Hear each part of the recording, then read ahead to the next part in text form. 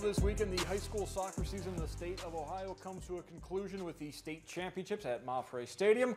Unfortunately this year, no teams from the BCSN footprint making it that far, as the Ottawa Hills boys fell in the state semifinals on Wednesday night, and Tuesday night Anthony Wayne girls fell in the state semifinals as well. Time now for Sidekicks, as we are joined in studio by Chris Black. And Chris, before we get to tonight's Kickeys Awards, let's first off, I guess the big award should go to the soccer coaches, the administrators, the OHSAA, the players, the fans, the parents, for actually getting a soccer season in, because back in August, we weren't sure we were going to get to this point.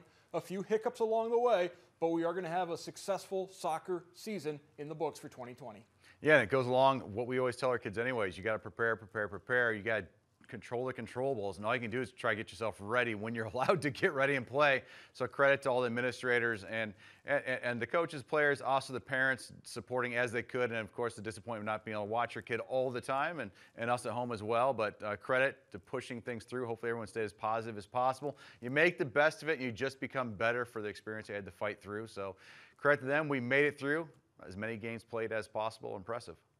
Tonight we'll give out the Kickeys on the boys' side. Tomorrow night we'll be joined by Danny Fisher, and he'll also help us out with the girls' awards. But before we get to the boys' Kickeys, I think we do need to do a costume change. Oh, well, yeah, it's time to keep it classy. I mean, I was on the field. I often wear a rain jacket and jeans on the field. So I was on the field a little bit ago, but now I get all dressed up and bring it to the next step. I'm sure Danny will be just as dressed up tomorrow night. I'm thinking maybe a red sweater. Maybe he'll cut the sleeves off this time like Belichick. I don't know, but either way, I'm sure he'll be ready.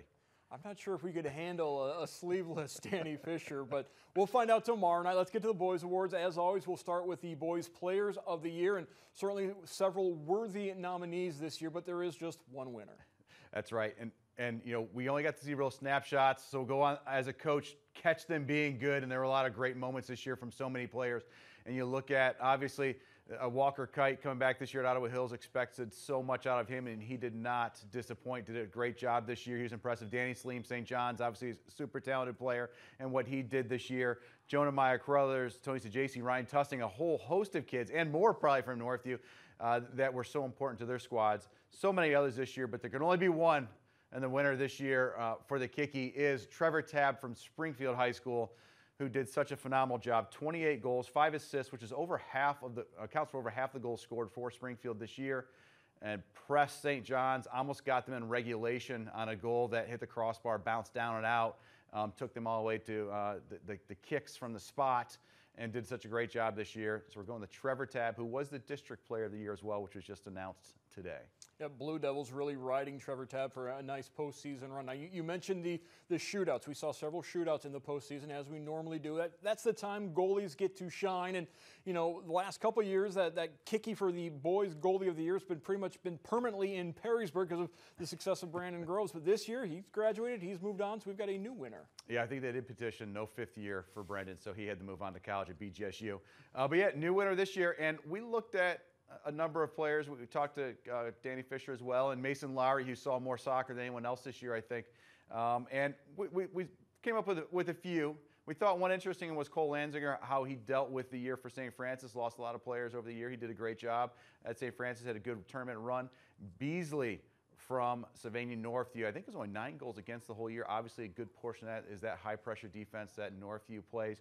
So Andrew Beasley did a really nice job. But this year, and sure, you can call me biased. It doesn't really matter because it's my award to give. I'm going Ben Denecki from Toledo St. John's. The growth he had, commands his box so well. Phenomenal. I think what really sealed it for me was against Springfield in the PKs, 2 save PKs to help propel St. John's to victory. He did such a phenomenal job with that. And that's I think that's where I'm going with it this year. So Ben Denecki, congratulations.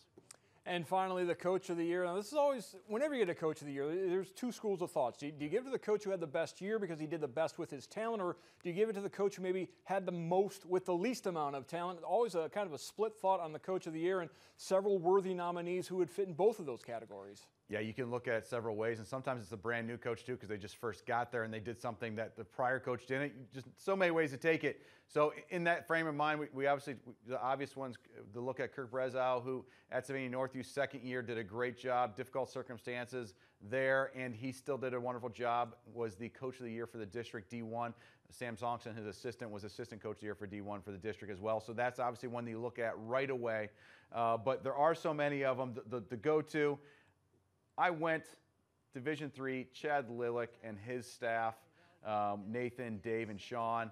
Third school that they've done a wonderful job at. They were at Lake a few years back, did a couple years at Central Catholic, consistently got out of the district. This year fell short getting out of the district, lost in the final to a great Ottawa Hills team, but they beat Ottawa Hills team this year. They tied Savannah Northview 0-0.